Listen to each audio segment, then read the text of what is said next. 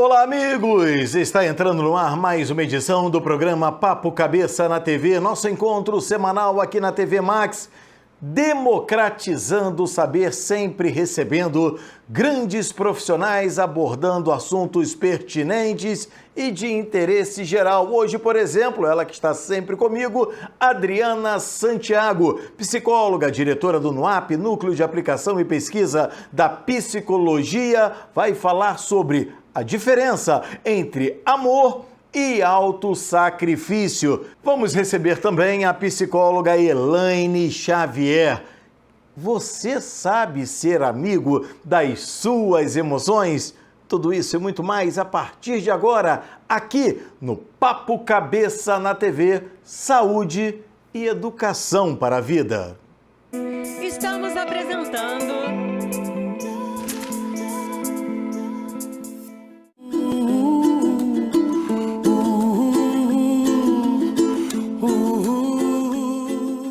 A psicologia ao alcance de todos. Conheça o NUAP, Núcleo de Aplicação e Pesquisa da Psicologia.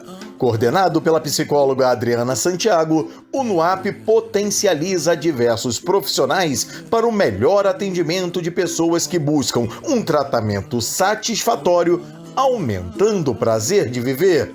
NUAP, Núcleo de Aplicação da Psicologia.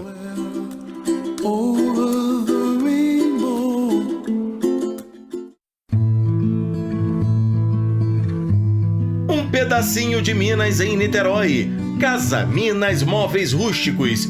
Há mais de 10 anos oferecendo o que há de melhor em móveis de madeira de demolição, fibra sintética, alumínio fundido e ainda uma grande variedade de artesanatos. Mesas, cadeiras, aparadores, jogos de bancos, cristaleiras. Tudo com muito bom gosto e inquestionável qualidade. Casa Minas, o conforto que sua família merece. Estrada Francisco da Cruz Nunes, 7670, no coração da região oceânica de Niterói. Entregamos em todo o estado do Rio. Visite nossas redes sociais. Casa Minas Móveis Rústicos, um pedacinho de Minas em Niterói.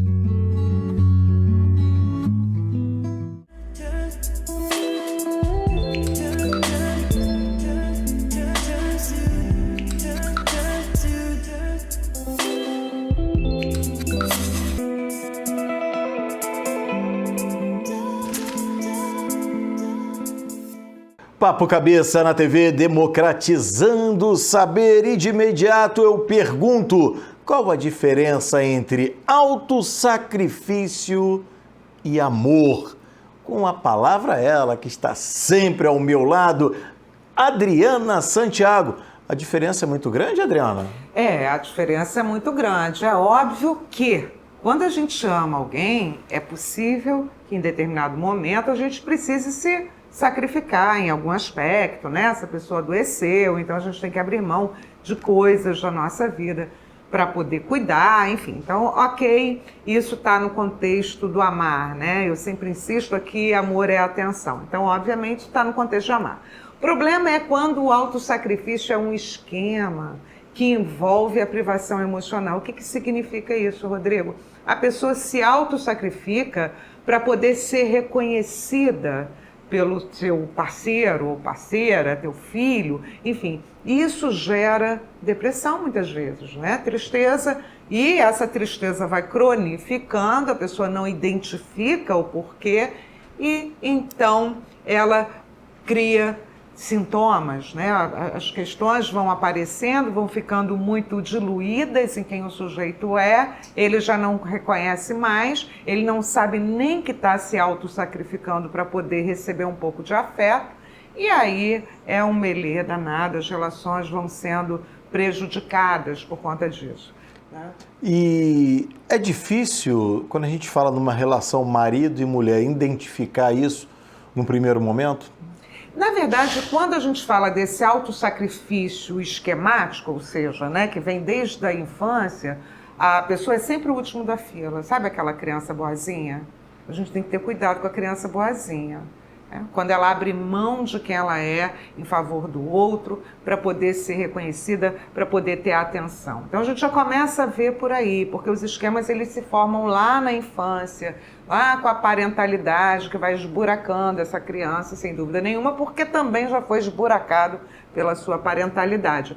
Então, quando o sujeito ele se sente privado emocionalmente, ele não tem afeto suficiente e aí ele abre mão de quem ele é para poder servir ao próximo. O que acontece, Rodrigo? Isso vai cronificando, então ele se torna um adolescente e depois um adulto que também se autossacrifica, inclusive nas relações amorosas. Tá? A pessoa, e ela vai ficando melancólica, sabe aquela pessoa melancólica e ainda adoece no corpo muitas vezes. A gente estava falando no programa anterior, no programa, né, que o sintoma, ele é reflexo, né, de uma emoção. Então, muitas vezes você tem sintomas físicos que se referem às questões emocionais. Quem tem autossacrifício, geralmente adoece no corpo e adoece para chamar atenção. Isso é consciente? Claro que não. Isso é um processo absolutamente inconsciente. Só a terapia que vai fazer o sujeito enxergar isso. Então são pessoas que abrem mão de tudo por você. Porque eu deixei de viver a minha vida para poder ajudar você a crescer. Gente, isso é um problema, isso não é amor. Porque depois há uma cobrança, Rodrigo, desculpa te interromper, mas há uma cobrança que você só paga com a alma. Né? Como é que você vai pagar alguém que abriu mão da sua própria vida para criar o outro? O preço é caro demais e é impagável. Você paga com a alma isso, o boleto. Aí você vai fazendo e vai emitindo boleto, né? Sabe aquilo? Porque eu deixei de aprender a dirigir para você aprender a dirigir. Eu deixei de fazer minha faculdade para você fazer a sua faculdade. Eu deixei de estudar. Isso era muito comum há um tempo, né? As mulheres fazendo isso, dando apoio, sendo suporte dos seus parceiros amorosos. Chega a ser uma falta ou um esquecimento de privacidade, de autonomia. E aí, quando a pessoa cai em si, que aí você fala que o boleto vem alto, e se esse boleto não é pago de alguma forma, a explosão é quase que inevitável. Aí torna-se uma pessoa arredia, talvez. Na verdade, quem se autossacrifica, geralmente ela não explode, implode. E aí vai adoecendo, como eu falei, né? São várias doenças, as doenças mentais e as doenças físicas. A pessoa implode porque ela não consegue dizer sobre a sua necessidade. Não consegue ser claro, olha aqui, nesse momento eu preciso ser amado, quem está precisando de atenção sou eu. Olha aqui, eu estou precisando de amor, me dá um abraço aí. Essas pessoas não conseguem. Então elas se negligenciam, elas ficam em segundo plano, para dar protagonismo ao seu parceiro que eu digo parceiro de vida, ou ao seu filho, ao seu marido, ao seu irmão, à sua mãe, e ela vai apagando, ela vai deixando de ser. Né? Então e aí que eu digo que esse preço é muito alto, porque é o preço do desaparecimento do ego. Já desses, as pessoas têm muito essa mania de falar, isso é muito egóico, isso é muito ego. Gente, que ótimo, que seja egóico, porque o ego está sempre entre duas instâncias, né? Segundo a psicanálise, aí, o id e o superego, ele está sempre exprimido ali entre duas instâncias. Então é interessante que você seja egóico, sim, que você se coloque como em primeiro lugar, inclusive para você poder cuidar do seu próximo. Porque quando você abre mão de quem você é, você fica tão enfraquecido que nem cuidar do outro e nem amar o outro, você consegue. Entendam isso. Agora, identificar se é amor ou autossacrifício é a primeira coisa que a gente precisa fazer. Porque no autossacrifício não há amor próprio. Tem uma coisa que eu digo sempre, né? Quem tem esse esquema, que está sempre se negligenciando desde a infância, essas pessoas, elas ficam esvaziadas de afeto. Elas ficam esvaziadas de afeto, elas não sabem o que é ser amada. Não sabem, porque não foram amadas nesse primeiro momento, não tem esse registro emocional. Então, elas acham que não merecem. E mais, Rodrigo, tem uma coisa muito interessante, porque parece que é uma motivação interna, né? Eu preciso fazer isso pelo próximo, eu preciso fazer isso pelo próximo. E quando elas não são reconhecidas, elas se sentem magoadas. São magoadas, são ressentidas. Poxa vida, ninguém me procura. Ai, meu Deus, por que ninguém me telefona? Meus filhos já não vêm mais aqui. Entendem isso? Entende isso? Por quê? O amor que ela deu foi um amor equivocado. Um amor da negligência de si mesma. Recentemente, aqui no Papo Cabeça na TV, a Adriana falou sobre narcisismo. E aí você, agora, explicando essa coisa do autossacrifício, eu lhe pergunto, para o narcisista, o cenário ideal é ter como uma parceira alguém que se submeta a isso? Par perfeito, sabe aquela história? Par perfeito, é a cumplicidade sintomática na sua essência, né? Um narcisista, que é o astro-rei, né? Que é ou ela ou ele, né? Narcisista não está só no masculino, né? Então, é ali o astro-rei com alguém se auto-sacrificando. Parceiro perfeito, que é uma doença de relacionamento, coloca esses dois juntos. Na verdade, a gente percebe isso, olha para o lado aí, vê se não tem um par que você conhece, fazendo mal ao mundo, né, se relacionando dessa forma. Alguém que manda, decide, eu sou o tal, e uma outra pessoa que se auto-sacrifica ali. Isso é muito comum e dura anos, viu, gente? Por quê? Não atrapalha, ninguém atrapalha ninguém. Um manda e o outro obedece e ninguém discute mais nada. Não é Feitos isso? um para o outro. Feitos um para o outro. Não dá certo dois narcisistas juntos. Não vai rolar. E eu fico pensando, o fruto de uma relação como essa deve sofrer consequências terríveis, porque olha para o lado, tem alguém submisso, aí olha para o outro, que seria outra referência, alguém autoritário, dono da razão, dono da verdade. Ou seja, esse vai precisar de muito trabalho. E dessa mistura, né, geralmente, porque a gente é sujeito histórico, então todo transtorno mental, todo transtorno de personalidade tem uma causa, e essa causa, obviamente, está lá nessa formação. Então, dessa mistura pode muito bem nascer uma pessoa, ou se formar uma pessoa com transtorno de personalidade borderline. Por quê? São duas informações antagônicas, muitas vezes, que essas pessoas dão aos seus filhos, não é verdade? Então, a ideia de identidade, a identidade pessoal, a ideia de eu vai sendo fragilizada. E aí é muito provável que, dependendo do temperamento dessa criança, a gente tem aí uma pessoa com transtorno de personalidade borderline. Adriana Santiago explicando a diferença entre autossacrifício e amor. Adriana, que é diretora do NUAP, Núcleo de Aplicação e Pesquisa da Psicologia. Fale um pouquinho sobre o NUAP, por favor, Adriana. O NUAP é o meu xodó, é um núcleo de aplicação e pesquisa. E a gente tem o que lá? Profissionais que o tempo inteiro estudam, escrevem, enfim, justamente para poder atender você que precisa de orientação, precisa de autoconhecimento para poder se amar melhor, para ter um eu mais contornado, mais forte, né? Para que seu eu não sucumba ao seu id nem ao seu superego. É isso aí que a gente faz, viu, Rodrigo? Que maravilha! Um abraço a todos os profissionais do NUAP.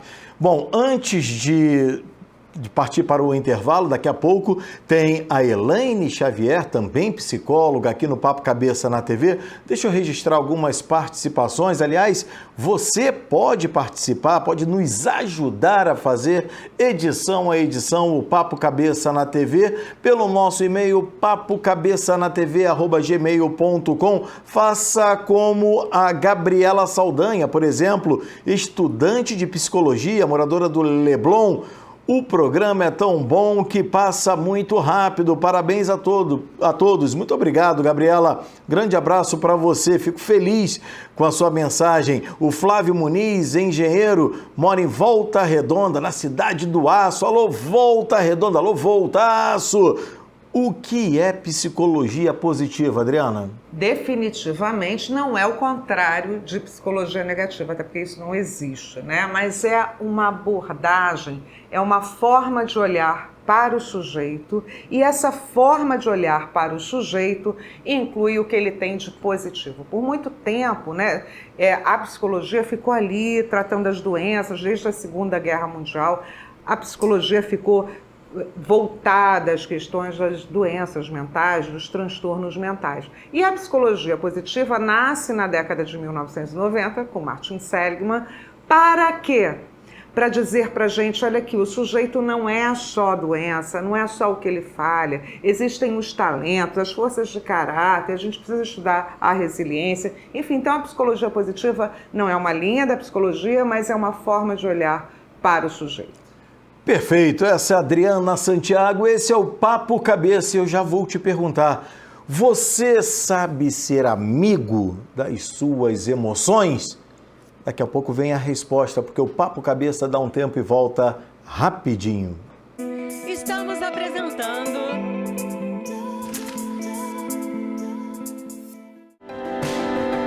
Há 7 anos no mercado, a Lotus Estética e Beleza vem provando que a estética está cada vez mais associada à saúde física e mental, que cuidar de si é um ato de amor.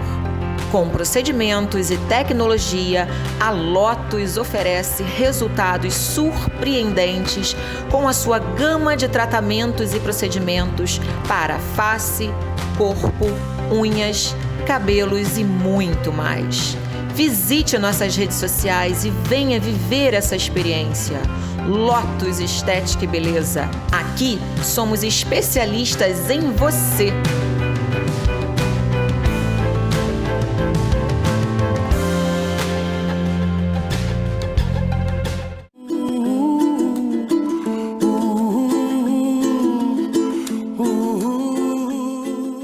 A psicologia ao alcance de todos. Conheça o NUAP, Núcleo de Aplicação e Pesquisa da Psicologia. Coordenado pela psicóloga Adriana Santiago, o NUAP potencializa diversos profissionais para o melhor atendimento de pessoas que buscam um tratamento satisfatório, aumentando o prazer de viver. NUAP, Núcleo de Aplicação da Psicologia.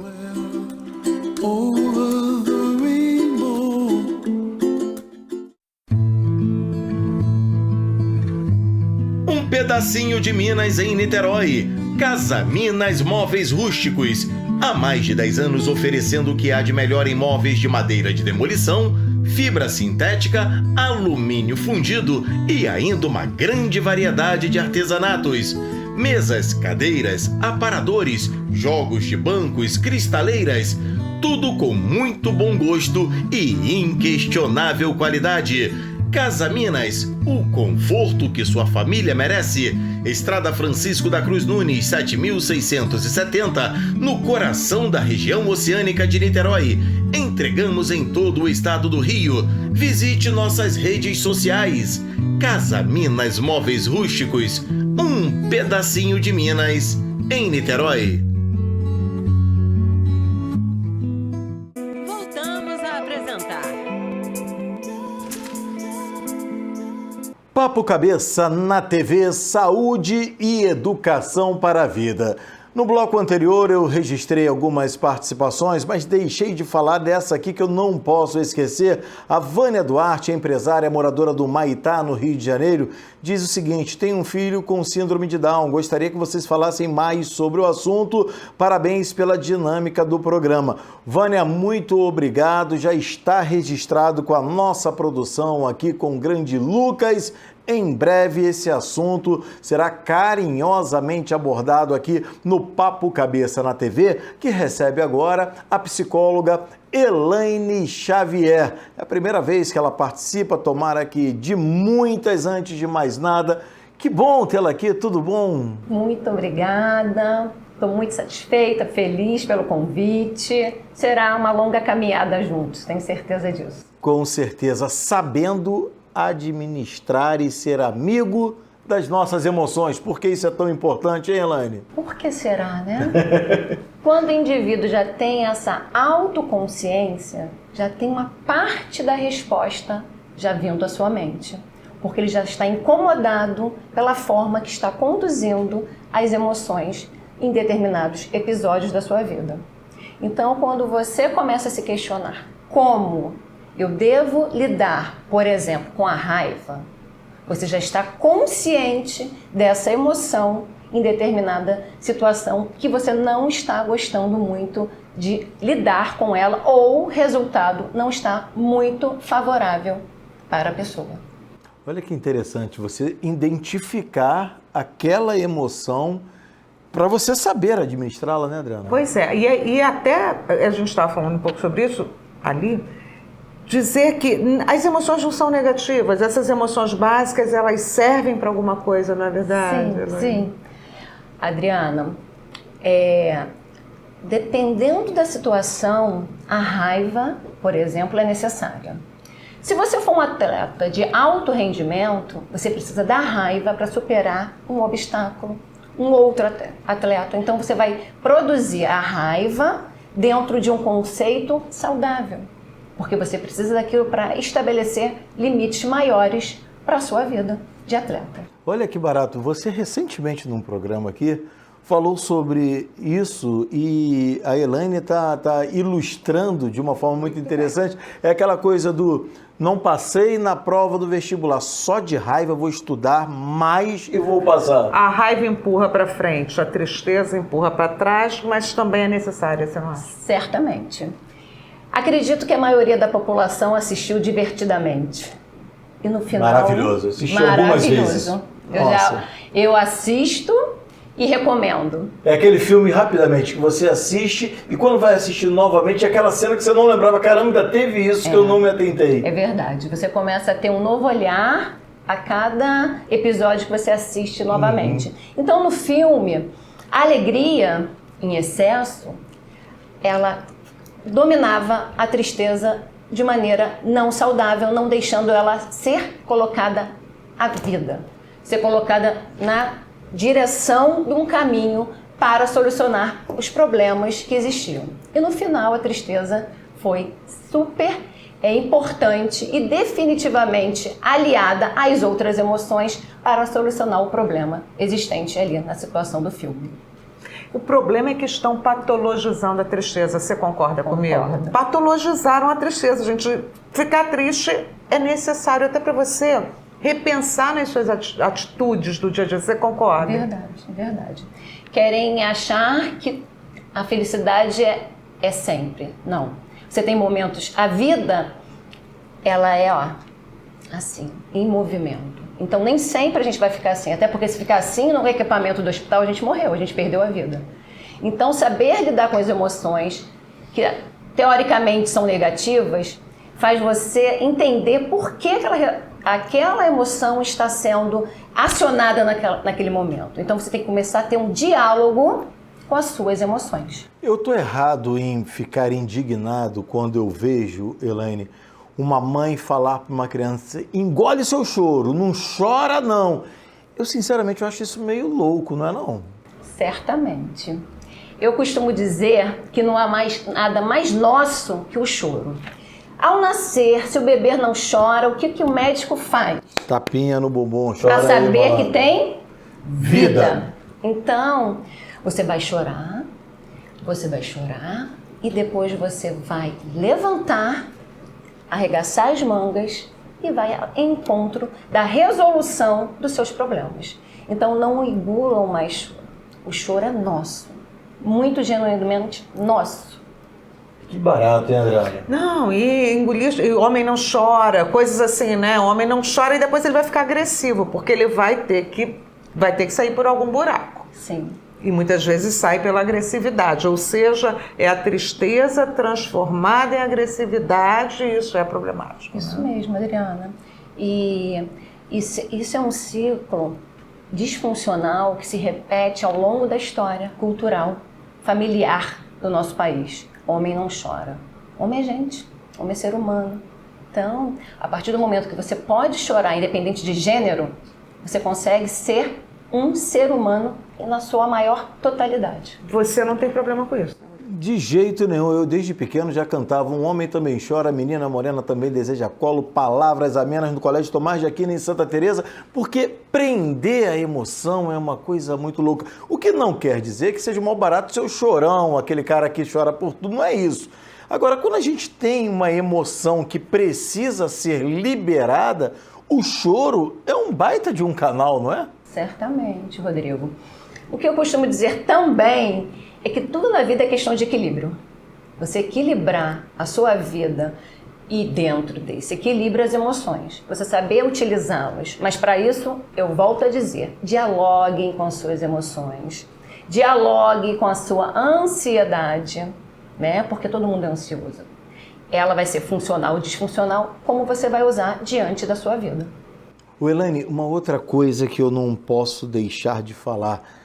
A pessoa perde um parente, né? É triste, uma pessoa que você gosta muito.